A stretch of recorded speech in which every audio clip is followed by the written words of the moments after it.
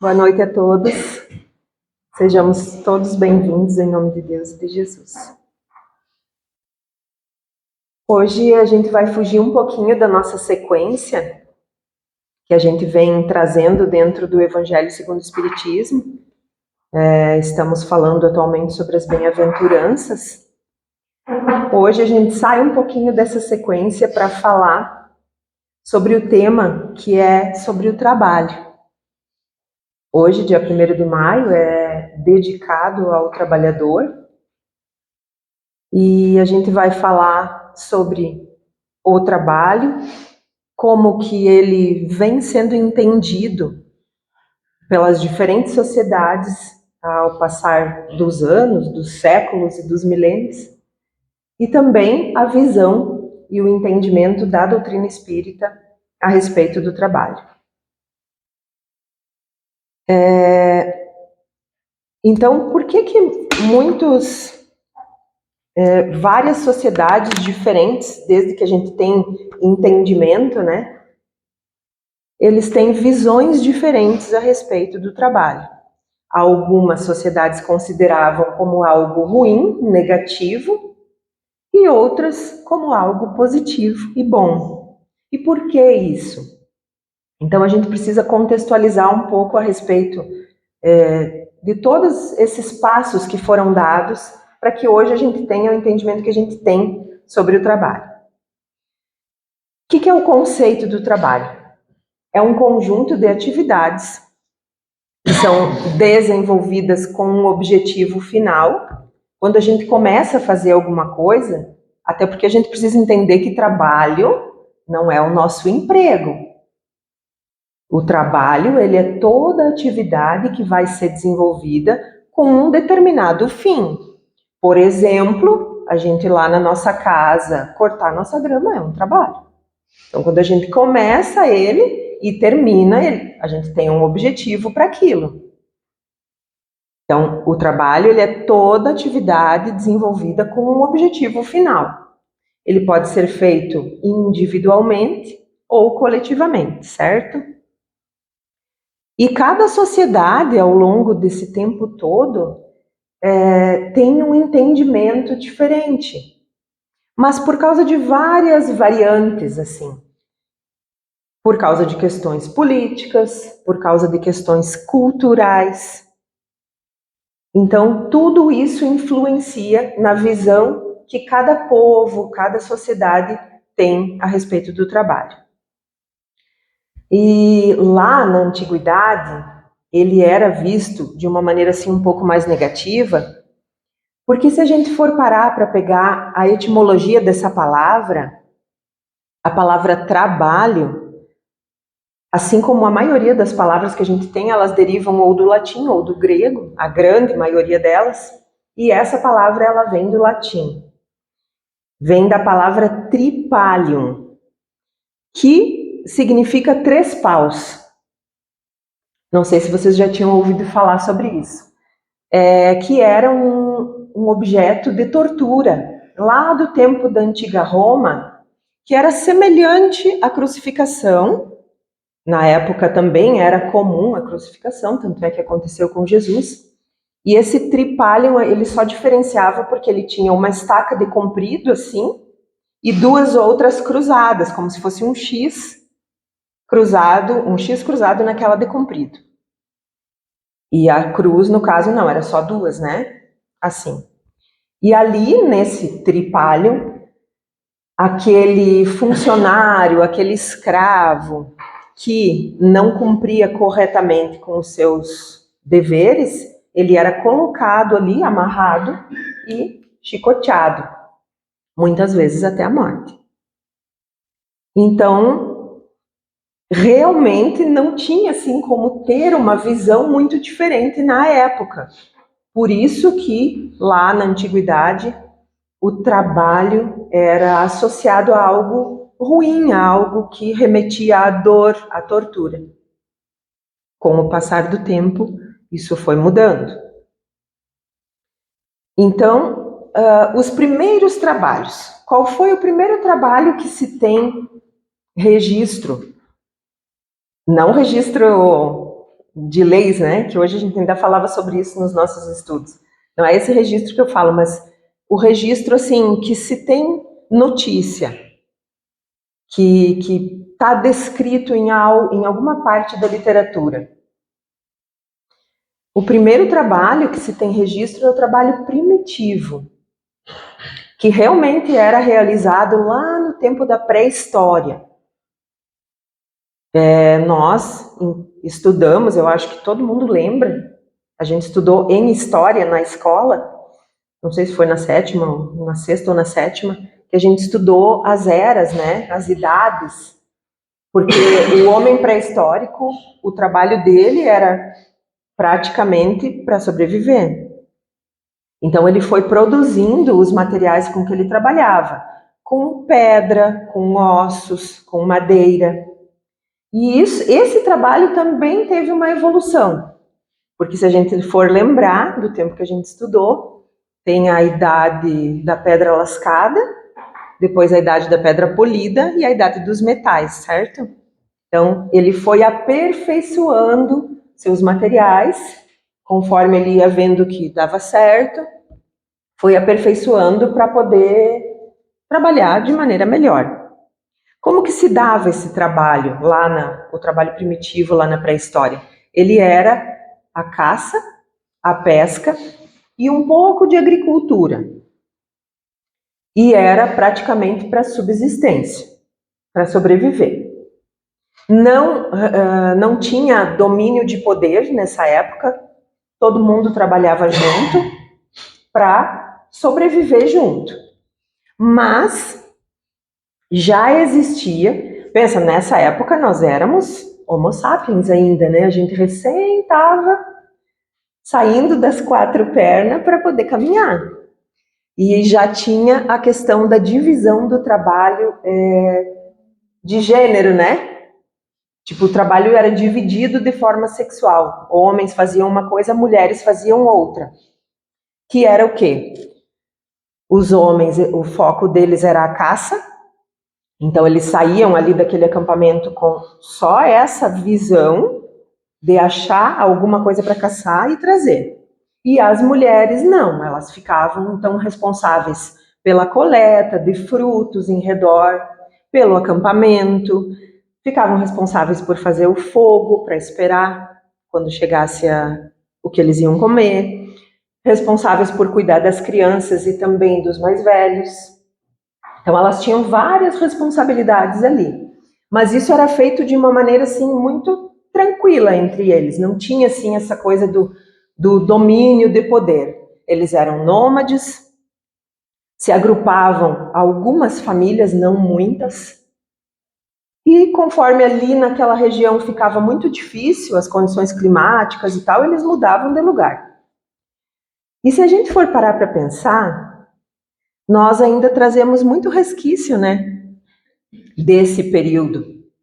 Olha quanto tempo se passou, mas a gente ainda traz resquício. Um exemplo, não tem nada a ver com a literatura espírita, tá, pessoal? É um livro que eu li há um tempo atrás. Alguns de vocês já devem ter lido, que o nome dele é Por que os homens são de Marte e as mulheres são de Vênus? Já leram?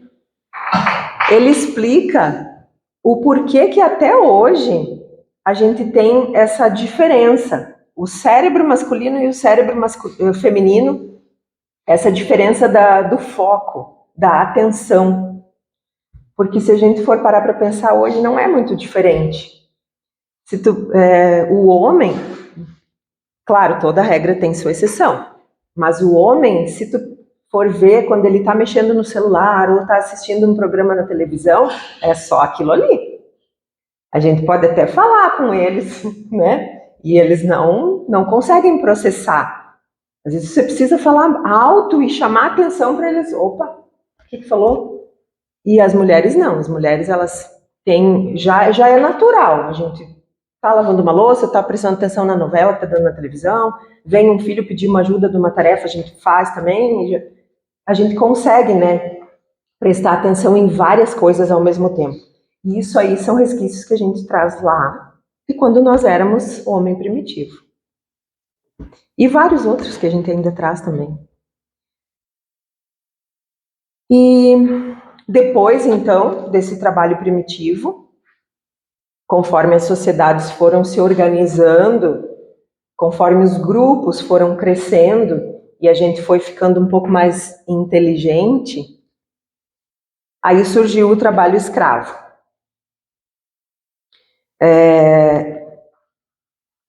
Então aqui as relações de poder já começaram a surgir. E o que se tinha naquela época? Aqui a gente já começa a falar sobre o Império Romano, né? Que era quem dominava no tempo em que Jesus esteve na Terra. Então, naquele período lá, o escravo ele era considerado uma propriedade privada do seu senhor. Era destinado a eles todo o trabalho braçal, o trabalho que precisava gastar energia mesmo. E por que era feito assim?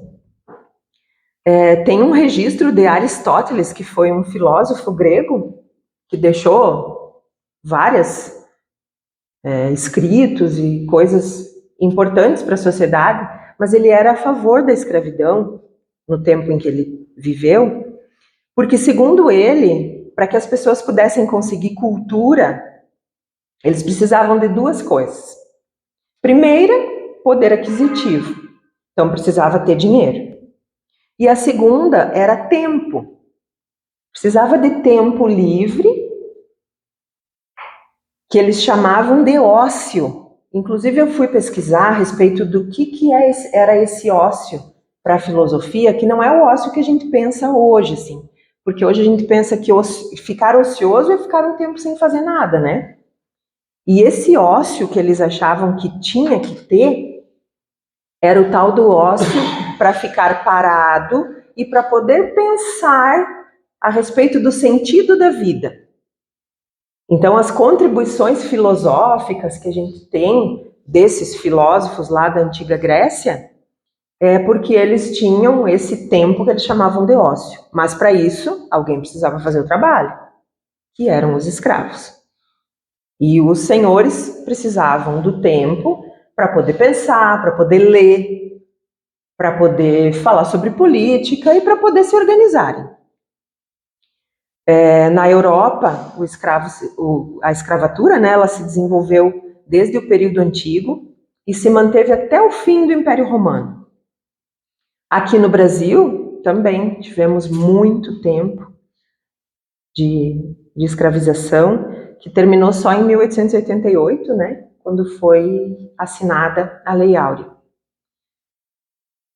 E por que as sociedades elas entendem assim, de maneira diferente? Então a gente viu até agora que lá no tempo de Roma e da Grécia Antiga se valorizava muito a arte, a cultura, a filosofia, mas o trabalho era visto como algo degradante. Era algo que diminuía a pessoa. Então, por isso ele era relegado aos que tinham menos condições, que se obrigavam a fazer. No cristianismo, existe uma passagem do Antigo Testamento que a gente pode entender que foi dado assim um fundo punitivo ao trabalho, que é a parte onde conta a história de Adão e Eva. E aqui a gente já aproveita, né, para falar que a doutrina espírita tem uma outra visão desse Adão e Eva que nós aprendemos na época que a gente aprendeu catequese na Igreja Católica, né? Adão e Eva, a história não foi como foi contada, até porque, como a doutrina espírita se baseia no tripé, que é ciência, filosofia e religião, não tem como fugir desses três conceitos, não teria como, cientificamente falando, um homem ser criado do barro e depois tirar da costela dele ser criada uma mulher. Nós sabemos que cientificamente isso não é possível.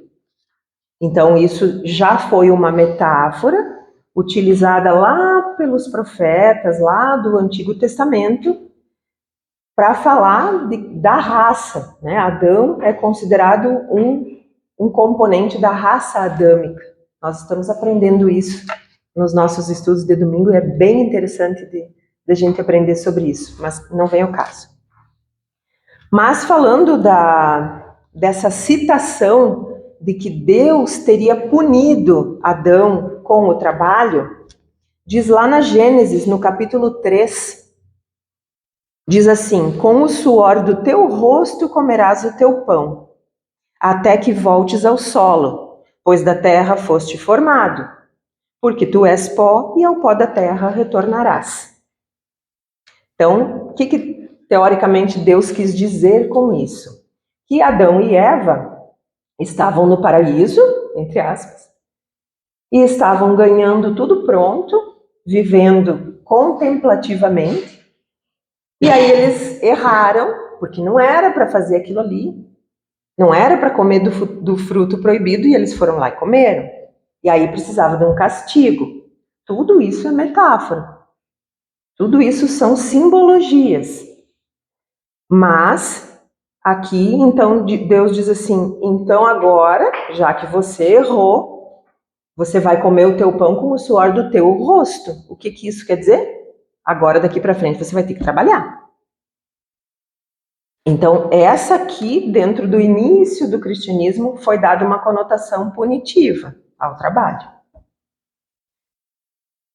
Depois, então, quando começa as atividades, principalmente depois das revoluções industriais, né, onde se começa a falar sobre o capitalismo, que é o que nós vivemos até hoje, então o trabalho já é visto como algo diferente, é visto como algo positivo, que as pessoas precisam e que torna o homem uma pessoa digna. E para que a gente possa comprovar esse sentido positivo, a gente vai trazer aqui no Livro dos Espíritos o que Kardec perguntou para os espíritos a respeito do trabalho e o que esses espíritos nos deixaram. A gente já falou aqui sobre o Livro dos Espíritos, que foi o primeiro livro da codificação, e assim, ele é um livro muito didático, todo baseado em perguntas e respostas, onde o codificador, Allan Kardec, fazia as perguntas e essa pleiade de espíritos de hierarquia superior respondiam, com o intuito de trazer para a humanidade a doutrina espírita. O Livro dos Espíritos ele é subdividido em 4 livros, só para que a gente possa entender em que lugar essa lei do trabalho está aqui. Então, ele é subdividido em 4 livros. O primeiro livro fala sobre a causa primeira de tudo. Inclusive, é ali que faz a primeira pergunta famosa do Livro dos Espíritos, que ele pergunta: que é Deus, né? Então, fala sobre as causas primeiras, o primeiro livro. O segundo fala sobre o mundo dos espíritos propriamente dito. Fala sobre a escala espírita, como que funciona no mundo espiritual. E o terceiro livro, que é o que a gente vai falar um pouquinho agora, é o livro das leis morais. Então aqui eles explicam tudo. Dá para dizer que o Livro dos Espíritos é um código de ética. Porque aqui está tudo explicado, com perguntas e respostas. O que deve, o que não deve, o porquê de tudo isso. E no quarto livro fala das consolações e das esperanças. Mas, então a gente vai começar a falar sobre a lei do trabalho, que está dentro do terceiro livro, dentro das leis morais. A primeira pergunta que Kardec faz aos espíritos, que é a 674, ele pergunta se a necessidade do trabalho é uma lei da natureza. Aí a gente precisa voltar um pouquinho, só para entender o que ele quer dizer com lei da natureza. Então, a primeira lei do Livro dos Espíritos é a lei divina ou natural. Que eu só vou resumir aqui para que a gente possa entender a pergunta que fala sobre o trabalho. O que é uma lei natural? É toda lei que foi criada por Deus com o objetivo da felicidade e do aperfeiçoamento dos homens. Então, uma lei natural é uma lei de Deus, certo? E aí ele pergunta se a necessidade do trabalho é uma lei natural. Os espíritos respondem assim: o trabalho é uma lei natural. Por isso mesmo é uma necessidade. E a civilização obriga o homem a trabalhar mais porque aumenta suas necessidades e seus prazeres. O que os espíritos estão querendo dizer com isso? Se o trabalho é uma lei natural, e sendo a lei natural, a lei que foi criada por Deus para a felicidade da humanidade, então o trabalho é uma lei que foi criada para a nossa felicidade. Fazendo esse entendimento, é uma lei natural, foi uma lei criada por Deus. Então ele poderia ter sido criado para a nossa infelicidade? Não. É simples. E ainda eles nos dizem aqui que é uma necessidade nossa, mas que as civilizações obrigam o homem a trabalhar mais porque aumenta seus prazeres. O Livro dos Espíritos foi escrito em 1857. Então faz 166 anos. E olha como é atual essa questão. A gente não está vendo isso hoje, nos nossos dias? Pessoas que fazem a sua jornada de trabalho, mas estão sempre na busca incessante de mais, mais e mais e mais. Mas os espíritos deixaram bem claro aqui, nesse código de ética, que o trabalho é uma necessidade até um certo ponto, até um limite. Dali para frente é por nossa conta. Então, essas situações em que as pessoas só pensam em trabalhar para adquirir cada vez mais bens materiais, para acumular cada vez mais riqueza, isso não foi criado por Deus. Isso é coisa nossa. Na próxima pergunta, a 675, Kardec pergunta se deve entender pelo trabalho somente as ocupações materiais. Os espíritos respondem: não.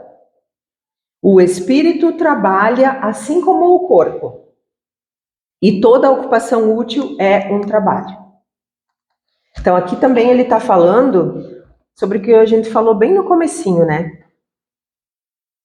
O nosso emprego é um trabalho, a nossa profissão é um trabalho. Mas nem todo trabalho só é baseado na nossa profissão.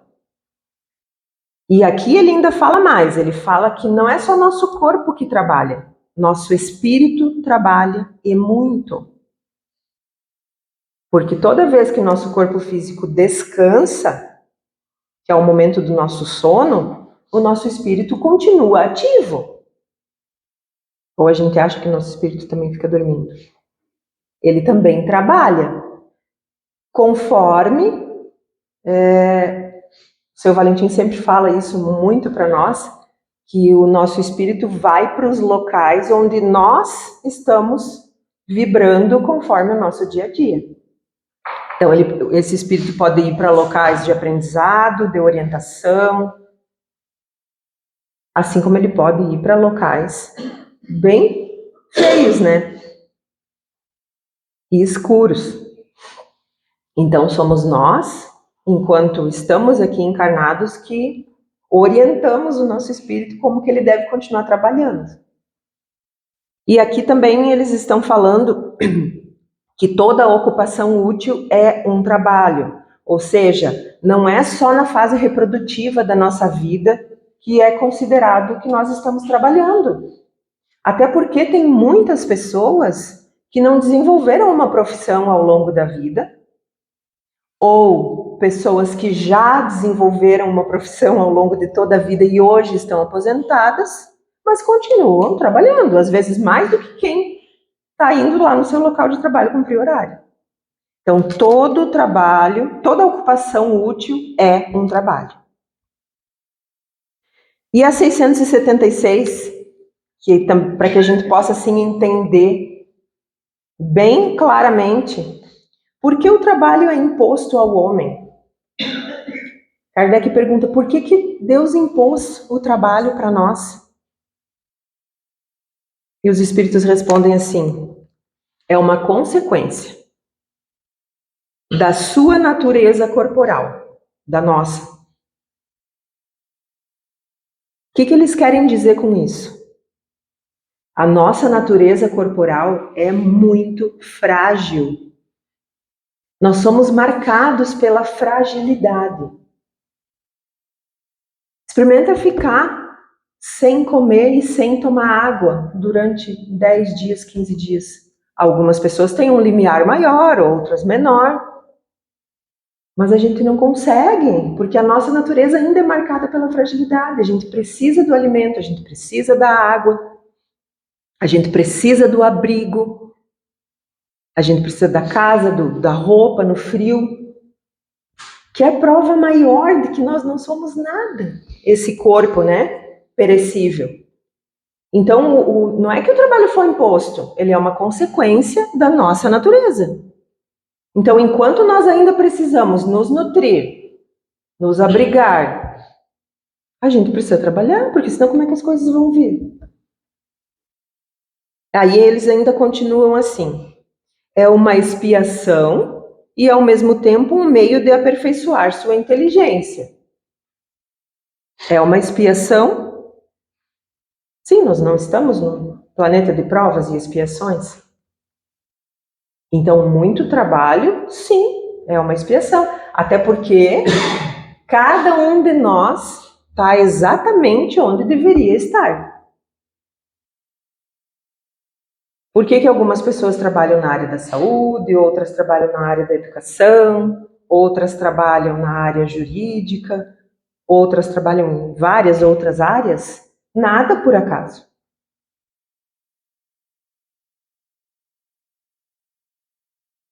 Mas, ao mesmo tempo que é uma expiação, também é um meio de aperfeiçoamento.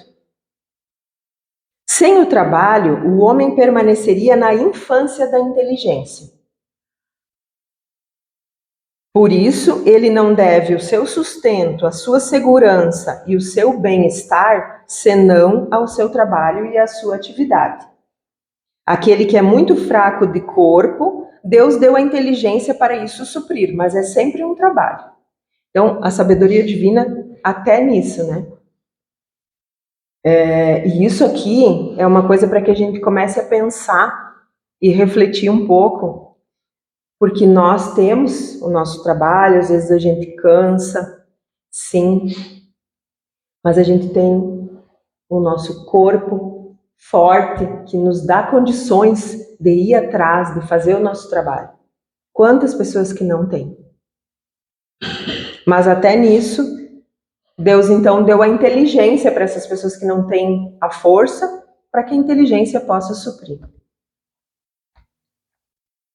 E a pergunta 677 diz respeito aos animais. Por que a natureza provê todas as necessidades dos animais? Então, tipo assim, Kardec quis saber por que os animais não trabalham, que é a natureza que provê a eles. E eles dizem assim, tudo trabalha na natureza.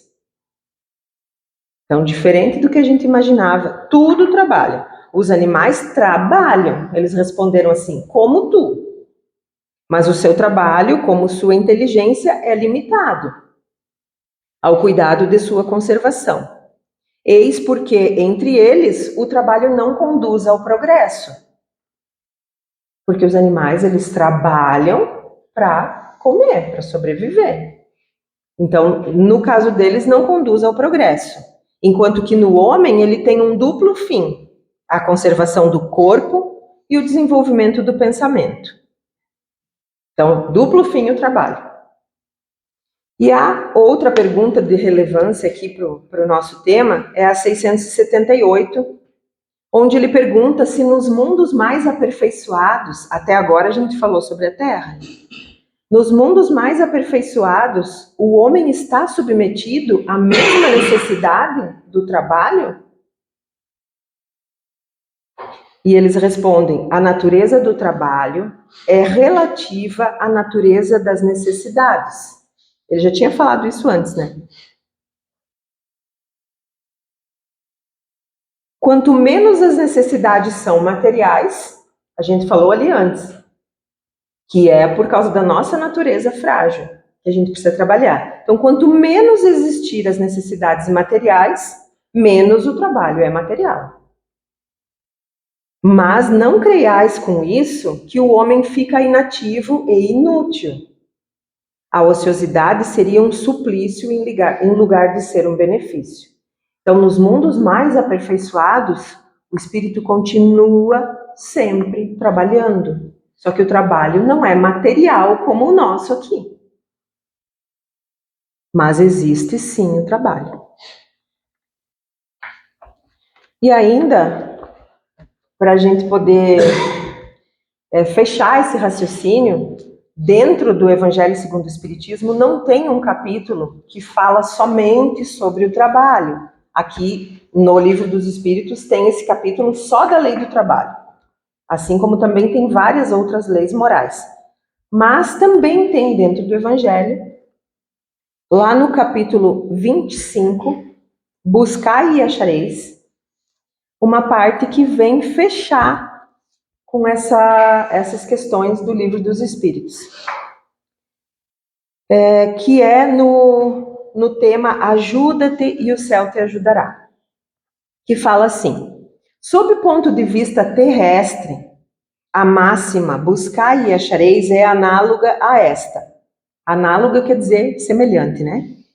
Ajuda-te e o céu te ajudará.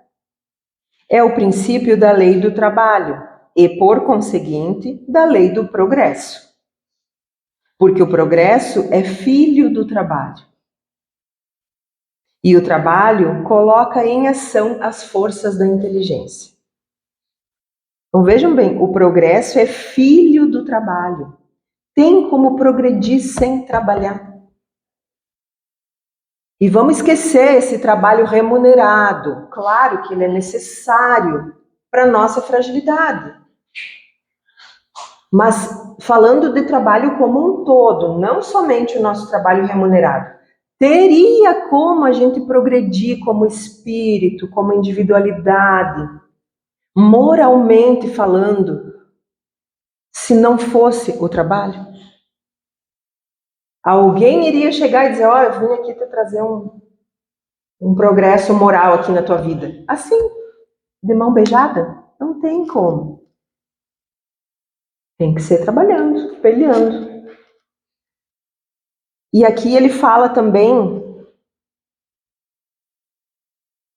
na infância da humanidade, o homem não aplica sua inteligência senão à procura da sua alimentação, dos meios de se preservar das intempéries e de se defender dos seus inimigos.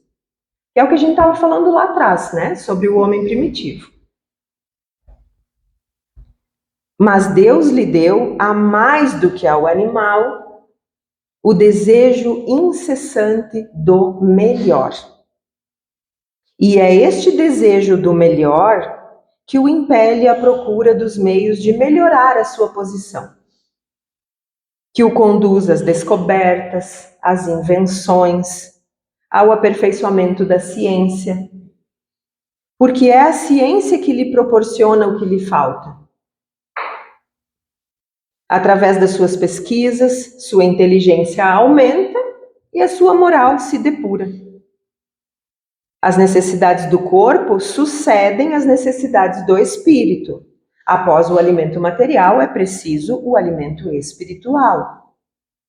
E é assim que o homem passa da selvageria à civilização. E olha de quantos milênios a gente está falando aqui. esse aperfeiçoamento através do trabalho. A gente não está falando aqui só do tempo de Jesus para cá, pessoal. Isso vem de muito tempo. Jesus, como a pessoa que mais deu o exemplo de trabalhador, porque ele não tinha nenhuma necessidade de estar vindo aqui nesse planeta tão pesado que é o planeta Terra.